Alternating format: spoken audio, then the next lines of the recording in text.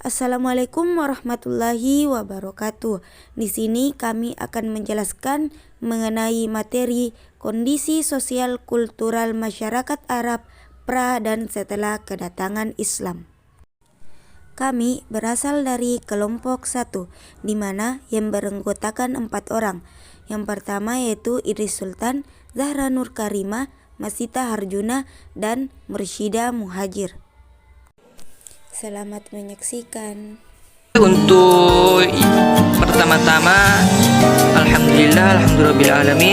Mari kita bersyukur kepada Allah karena memberikan kita rezeki sehingga kita dapat menonton video saya kali ini.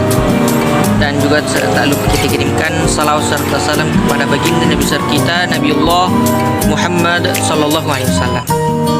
Dan untuk kali ini pembahasan yang ingin saya bahas teman-teman yaitu keadaan geografis masyarakat Arab sebelum datangnya Islam.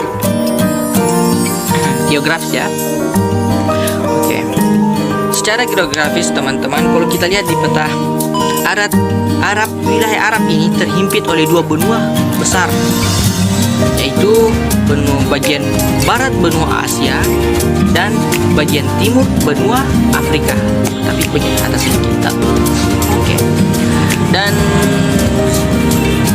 secara garis besar wilayah Arab ini kebanyakan bahkan sebagian besar wilayahnya itu padang pasir, sehingga wilayah Arab ini juga terkenal dengan nama Pulau Gundul, di mana wilayah ini jarang sekali ada yang namanya hutan, bahkan pohon pun jarang.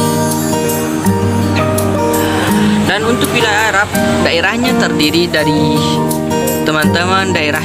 dari wilayah Tihama dan Hijaz. Oke, yang pertama akan saya Tihama dunia. Oke. Tihama.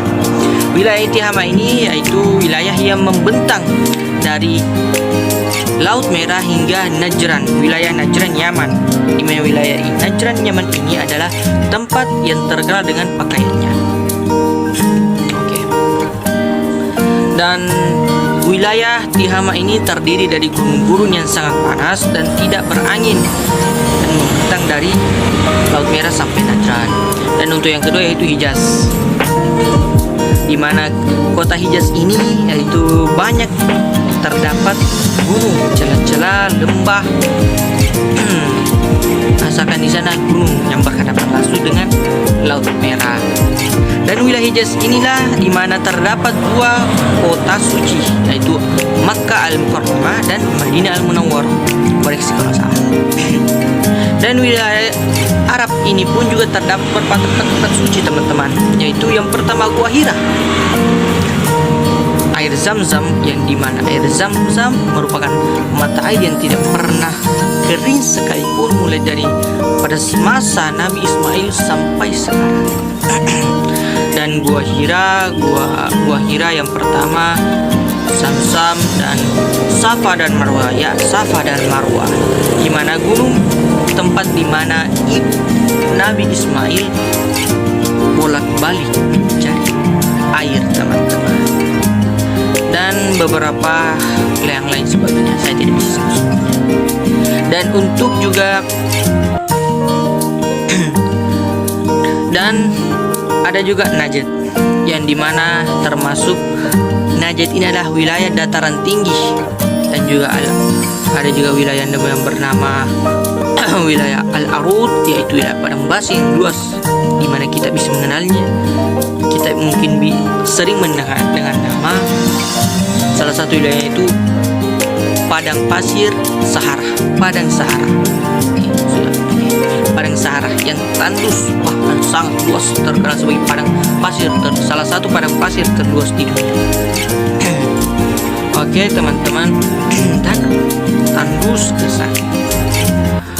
Dan wilayah Al-Arud ini teman-teman berada di bawah kekuasaan Persia.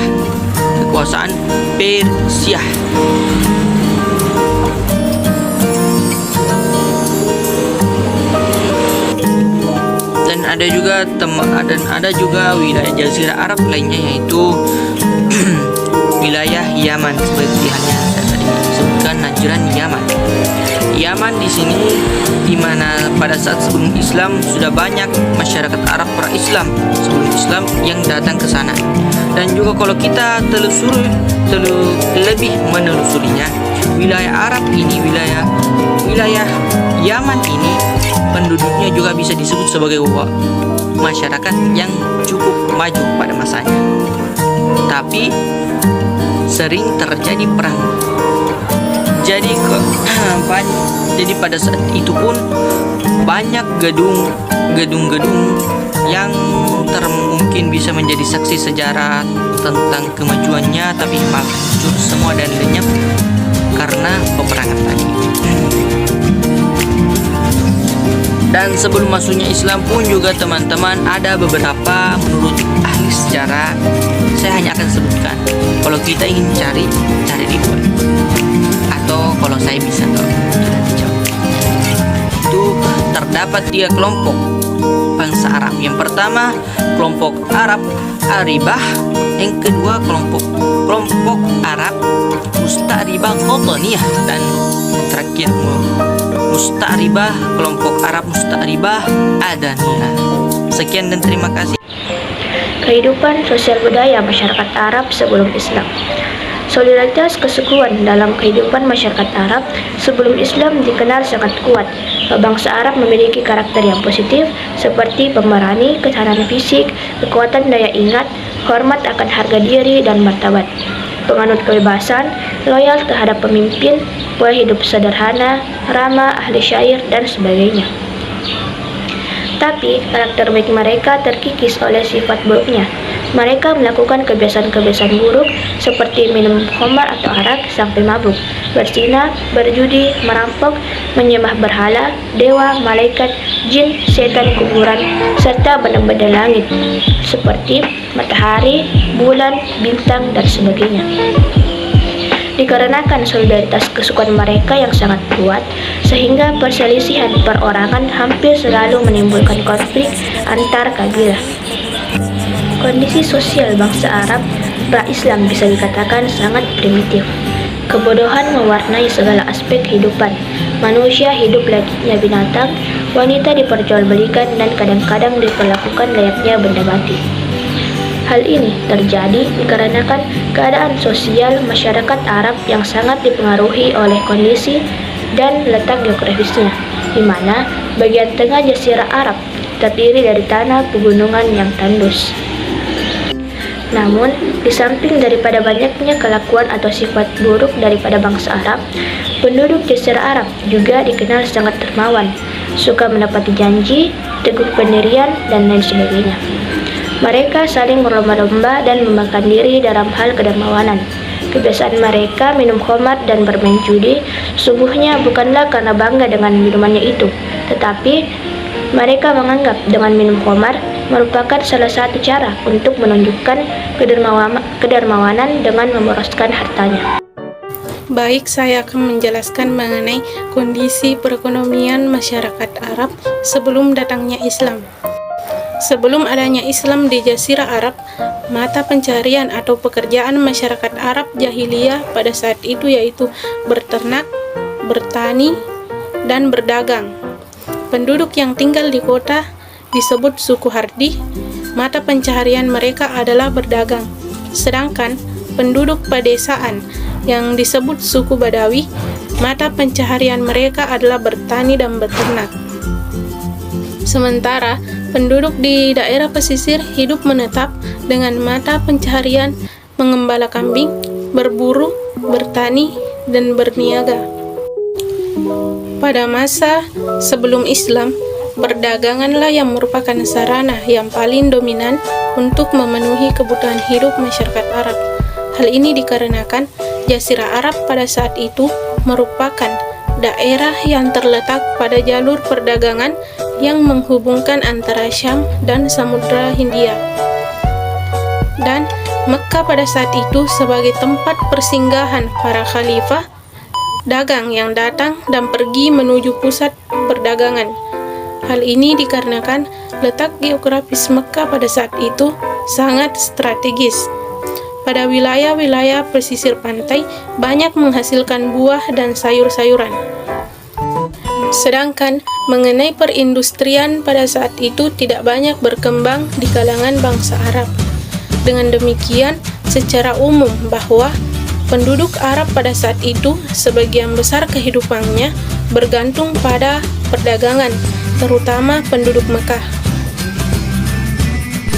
Baik, selanjutnya saya akan menjelaskan mengenai keadaan atau sosial kultural masyarakat Arab setelah adanya Islam.